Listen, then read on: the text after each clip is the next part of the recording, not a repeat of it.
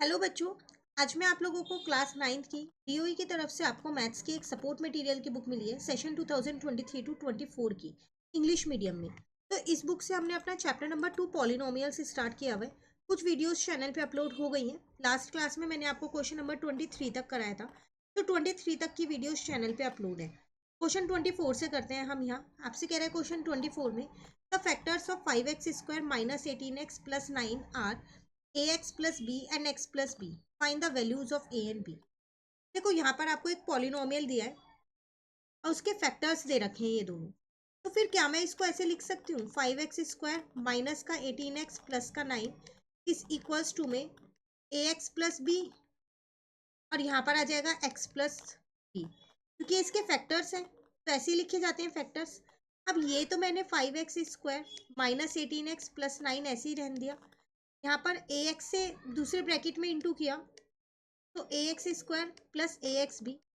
अब b से दूसरे ब्रैकेट में इंटू किया bx प्लस b²। पॉलिनोमियल अभी भी मैंने ऐसे ही रहने दिया यहाँ पर, ठीक है। ये आ गया ax²। इन दोनों टर्म्स में से मैंने x को कॉमन ले लिया तो ab प्लस b आ गया और ये b²। अब आप लेफ्ट साइड और राइट साइड को इजीली कंपेयर कर सकते हो। मैंने यहाँ लिख दिया ऑन कंपेयरिंग। तो 5x² को मैंने ax² के साथ कंपेयर किया तो यहाँ से मेरे पास a की वैल्यू निकल के आ गई सीधा सीधा 5, ठीक है। उसी तरीके से 9 को मैंने b² के साथ कंपेयर किया, मेरी b की वैल्यू निकल के आ गई प्लस माइनस 3, क्योंकि प्लस 3 का स्क्वायर भी 9 है और माइनस 3 का भी 9 है। अब यहाँ पर b की a की वैल्यू होगी या तो प्लस की या माइनस की। अब आपको कंपेयर करनी है ये वाली टर्म्स, देखो ये वाली टर्म्स। तो अगर आप यहाँ पर देखो माइनस का 18x है बराबर में है x, यहाँ पर है ए बी प्लस का b। अगर आप यहाँ पर 3 पुट करते हो प्लस का 3, एक बार पुट करके देख लेते हैं तो 5 इंटू 3 प्लस 3 हो जाएगा, तो ये हो जाएगा 18x और यहाँ है माइनस का 18x, तो ये तो इक्वल नहीं आ रहे, तो इसका मतलब इसकी वैल्यू प्लस 3 तो नहीं है। अब आप एक बार यहाँ पर -3 भी पुट करके देख लो। इंटू में लिखा -3 प्लस -3, तो ये आ जाएगा -15 -3 आ रहा है ना -18x। तो इसका मतलब यहाँ पर b की वैल्यू कितनी हो जाएगी मेरे पास माइनस का 3।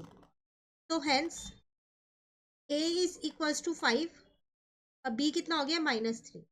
तो आपको ऐसे टर्म्स को कंपेयर करके निकालना है। क्लियर हो गया क्वेश्चन नंबर 24। चलिए क्वेश्चन नंबर 25 में आपसे यहाँ क्या कह रहे हैं, find p1 plus p-1 and p10 if px is equals to x² minus 3x plus 2। आपको इन तीनों का सम निकालना है और एक पॉलिनोमियल आपको दिया है। आसानी से हो जाएगा ये क्वेश्चन भी। पहले मैंने यहाँ पॉलिनोमियल लिख दिया x² माइनस का 3x प्लस 2। पहले मैंने p1 की वैल्यू निकाली तो जहाँ जहाँ x था वहाँ मैंने 1 पुट कर दिया, ठीक है।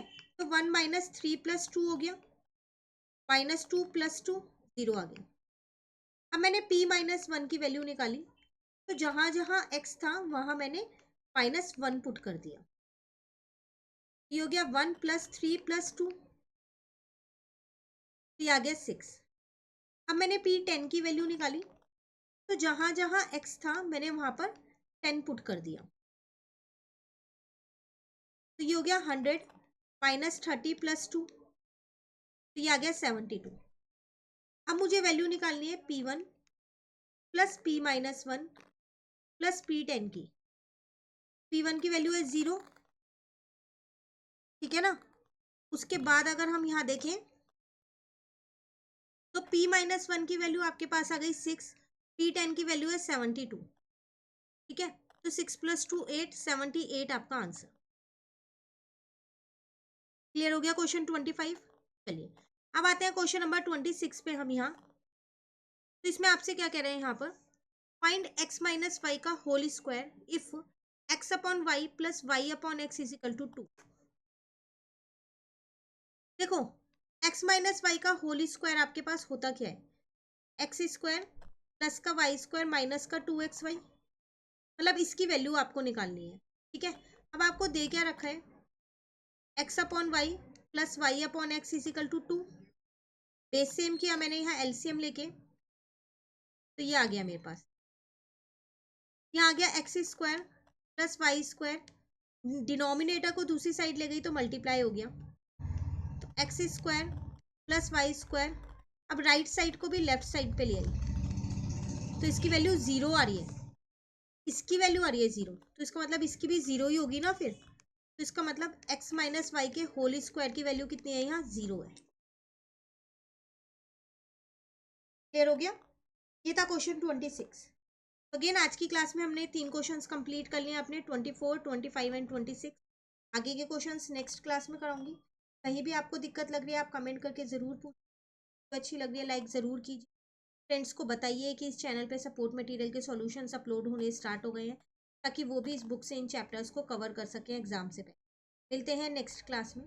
Thank you.